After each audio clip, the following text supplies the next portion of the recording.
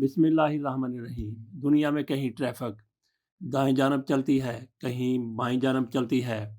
ऐसा क्यों है?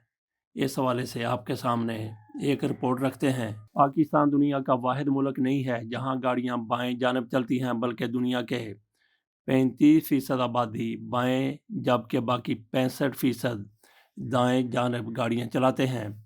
इनमें बेशतर ममालिक वो हैं जो माजी में बरतानवी सल्तनत के ज़ेरे तहत रहे, जैसे पाकिस्तान, भारत या दीगर ममालिक। लेकिन ऐसा है क्यों? इस राज से इस रिपोर्ट में पर्दा उठाते हैं। दर हकीकत माजी में लगभग दुनिया भर में तमाम अफराद सड़कों की बाईं जानब ही अपने घोड़ों पर सफ़र करते थे, क्योंकि ये उस अहद के पुरतशद्दद मुआशरों में सबसे काबिल फ़हम ऑप्शन था। क्योंकि ज़्यादातर अफराद राइट हैंडेड होते थे और अब भी हैं, इसलिए जंग के दौरान शमशीर जन तलवारबाजी के वक्त अपना दायां हाथ मुखालफ के करीब जबकि म्यान दुश्मन की पहुंच से दूर बाएं जानब रखने को तरजीह देते थे।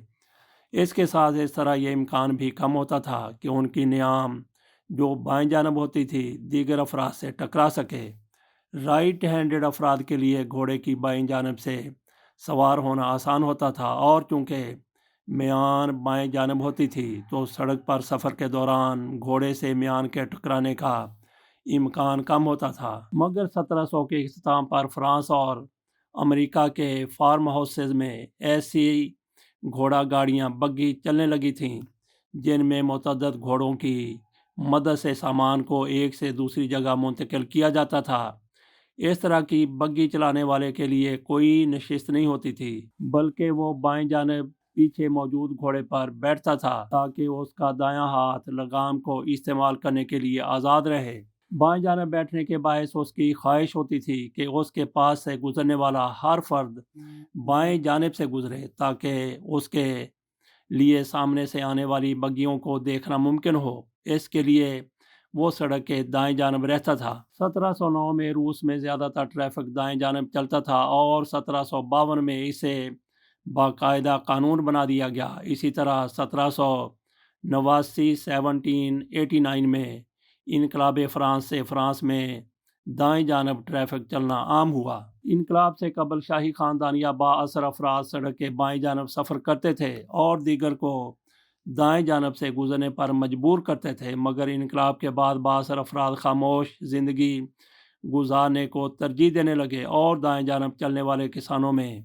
शामिल हो गए। इस तरह 1794 में फ़्रांस में राइट हैंड ड्राइव का असूल नाफिज हो गया, और जब नेपोलियन ने यूरोप में फतूहात की तो स्विट्ज़रलैंड, पोलैंड, जर्मनी, स्पेन और इटली वगैरह में राइट हैंड ड्राइव आम हो गई, जबकि नेपोलियन के मुखालिफ ममालिक जैसे बरतानिया, हंगरी और पुर्तगाल में ट्रैफिक को बाएं जानब चलाने का सिलसिला बरकरार रखा गया। बरतानिया ने 1835 में बाएं जानब ड्राइव के कानून का निफाज किया और फिर जिस खित्ते पर भी कब्जा किया वहां सड़कों को तामीर करते हुए अपने कवानीन का नफाज किया। यही वजह है कि अब भी पाकिस्तान, भारत, ऑस्ट्रेलिया, बरतानिया की दीगर साबका कॉलोनियों में लेफ्ट हैंड ड्राइव आम है। जापान ऐसा वाहिद मुल्क है जो कभी बरतानवी सल्तनत का हिस्सा नहीं रहा, मगर वहाँ भी ट्रैफिक बाएं जानब सफ़र करता है, जिसे 1924 में बाज़ाब्ता हैसियत दी गई। बरतानिया से हटकर डच भी